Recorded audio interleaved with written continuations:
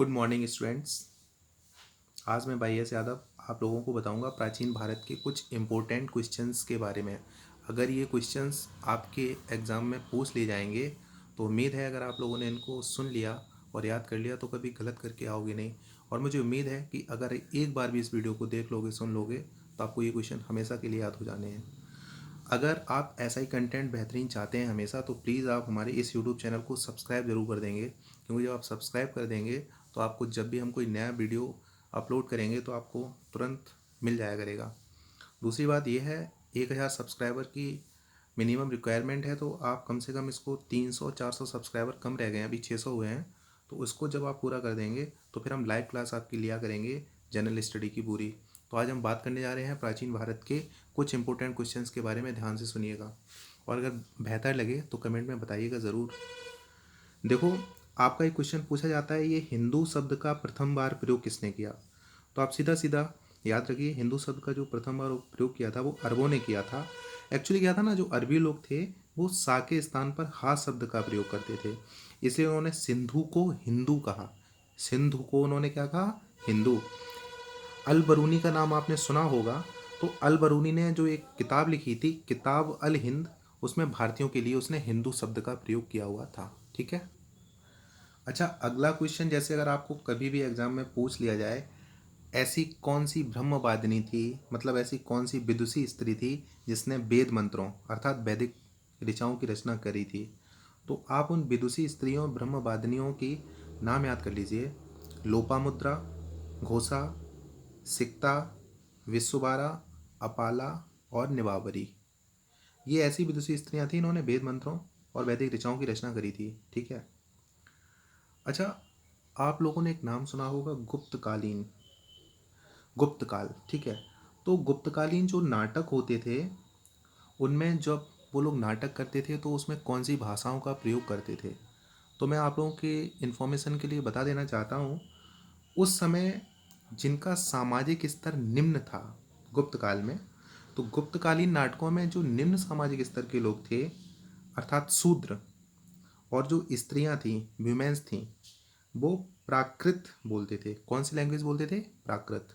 और जो उच्च सामाजिक स्तर के लोग थे वो बोलते थे संस्कृत। तो आप हमेशा ध्यान रखेंगे, गुप्तकालीन नाटक का जब भी प्रसंग आएगा तो आप हमेशा ध्यान रखेंगे उस टाइम सामाजिक स्तर के लोग और स्त्रियां बोलती थीं हमेशा प्राकृत लैंग्वेज, और उच्च सामाजिक स्तर के लोग बोलते थे संस्कृत लैंग्वेज। ठीक है। अशोक के बारे में तो आप लोगों ने बहुत सारा सुन ही रखा है, तो लोग अशोक के बारे में बात करते हैं। तो ये हमेशा आप ध्यान रखिएगा कि अशोक के जो अधिकांश आपको शिलालेख मिलते हैं, अभिलेख मिलते हैं, उसमें उसे प्रियदर्शी कहा गया है। ठीक है। लेकिन आपने कुछ शिलालेख देखे होंगे उसमें देवा नाम प्रिय तथा अशोक नाम का भी उल्लेख मिलता है, ये आप हमेशा ध्यान रखिए। ठीक है।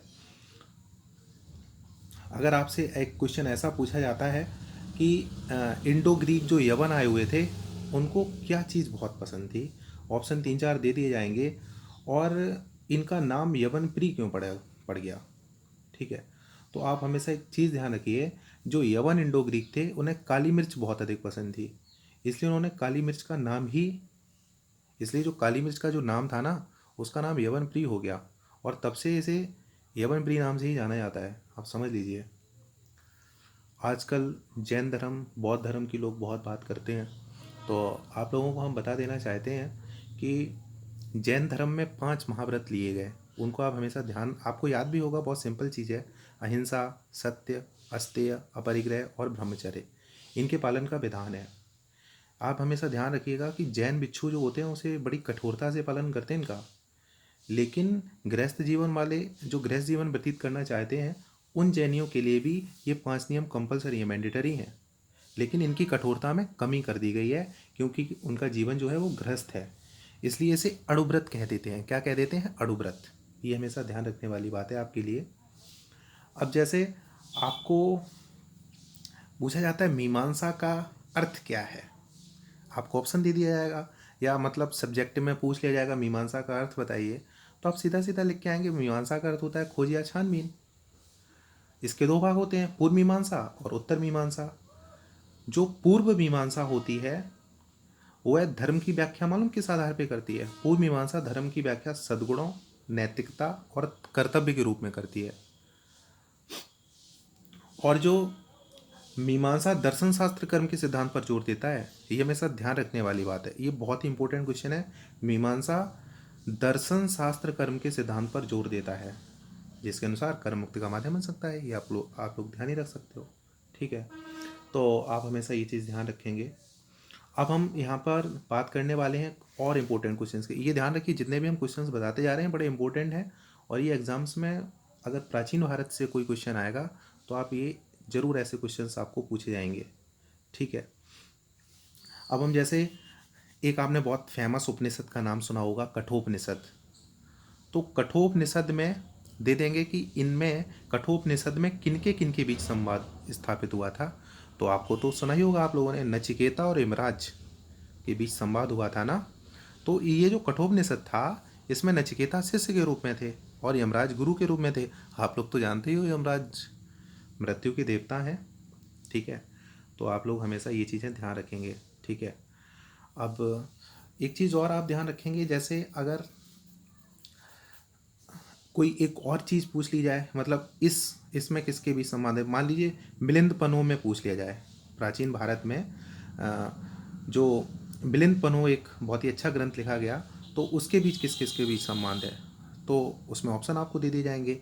तो आप आंख मूंद के हमेशा ध्यान रखिएगा कि उसमें जो इंडो ग्रीक राजा हुए थे मिलिंद, जिन्हें मिनांडर भी कहते थे, नाम काफ़ी फेमस है उनका, तो उनके बीच हुआ था। और जो बौद्ध भिक्षु थे नागसेन, तो जो मिलिंद पनो था उसमें इंडो ग्रीक राजा मिलिंद और बौद्ध भिक्षु नागसेन के बीच संवाद स्थापित हुआ था। और इसकी जो भाषा थी वो कौन सी भाषा थी पता है, पाली भाषा थी। तो आपसे एग्जाम में अगर पूछ लिया जाता है कि मिलिंद पनो जो ग्रंथ था वो किस भाषा में लिखा गया, आप पाली भाषा लिखेंगे।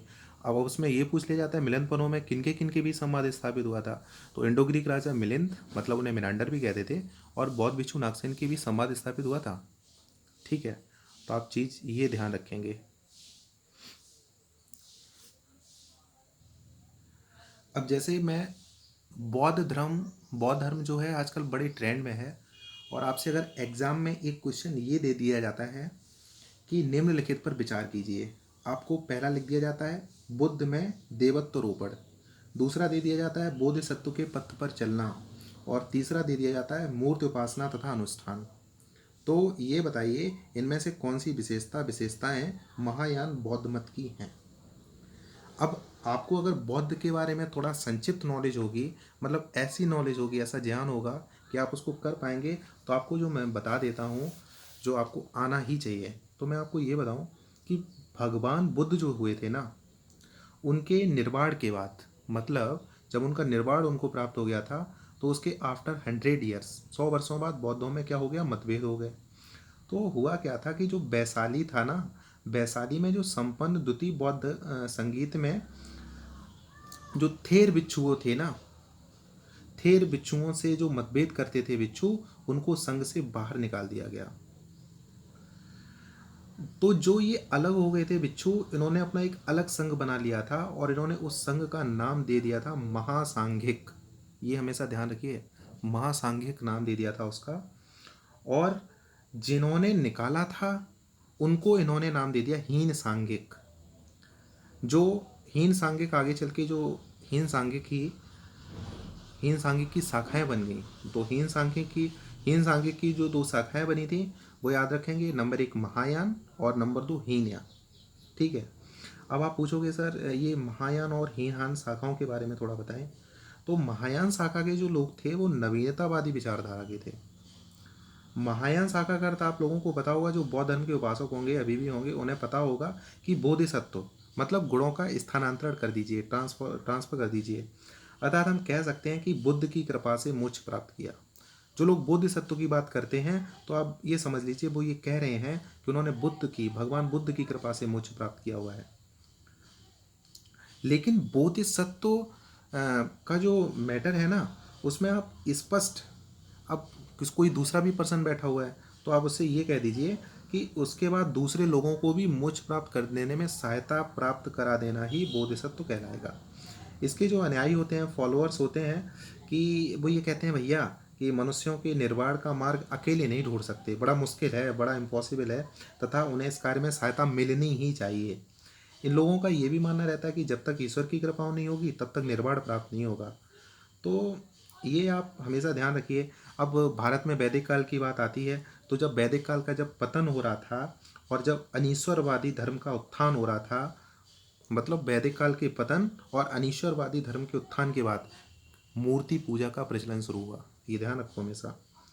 वैदिक काल के पतन के बाद, अनीश्वरवादी धर्म के उत्थान के बाद मूर्ति पूजा का जो प्रचलन शुरू हुआ, तो बुद्ध के परिनिर्वाण के बाद मूर्ति पूजा का प्रचलन बढ़ा ही है। आपने देखा होगा कई सारे कंट्रीज़ और हज़ारों की संख्या में हर जगह मतलब पूरे में बौद्ध विहार बनने लगे, जिसमें मूर्ति रखकर बुद्ध की पूजा होने लगी। तो आपको जो हमने ये क्वेश्चन पूछा था, उस क्वेश्चन को जो आप सॉल्व करेंगे तो सीधा सीधा उसका आंसर ऑल हो जाएगा, क्योंकि उसमें उन्होंने बुद्ध में देवत्वरोपण, बोधिसत्व के पथ पर चलना और मूर्ति उपासना तथा अनुष्ठान की बात करी थी। तो इसमें जो आपका है ये तीनों चीज़ें थी उसमें। ठीक है, तो आज आप इतना जान गए होंगे, इसको शेयर करेंगे और मैं एक वीडियो अपलोड करूंगा। मैं मतलब प्राचीन भारत को बिल्कुल समझाऊंगा बोर्ड पर। जैसे ही सब्सक्राइबर 1000 हो जाएंगे फिर हम एक कोई टॉपिक उठा लिया करेंगे, फिर उस पूरे टॉपिक को बड़े अच्छे से समझाएंगे। और जब आप याद कर लेंगे तो आप प्राचीन भारत का कोई भी क्वेश्चन वहाँ पे गलत करके आने वाले नहीं है। हम आपको प्राचीन भारत तो पढ़ाएंगे पढ़ाएंगे, हम आपको मध्यकालीन भारत के बारे में बताएंगे, आधुनिक भारत के बारे में बताएंगे, और जो भारतीय राष्ट्रीय आंदोलन हुए इनको हम आपको डिटेल में बताएंगे। पूरा लाइव क्लास लिया करेंगे आप लोगों की। तो भारत का इतिहास की चिंता हम पर छोड़ दीजिए। ज्योग्राफी में भी हम आपको भौतिक भूगोल पढ़ाएंगे, विश्व का भूगोल, भारत का भूगोल, कृषि।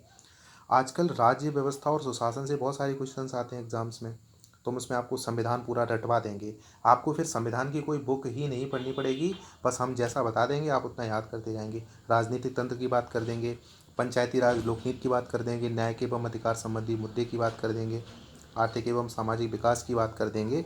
तो ये सब चीज़ें आपको आनी ही चाहिए। और जो लोग पीसीएस के एग्ज़ाम में अपियर होना चाहते हैं, प्री और मुख्य परीक्षा का पढ़ना चाहते हैं, उनके लिए भी एक अलग क्लास स्पेशल रहेगी।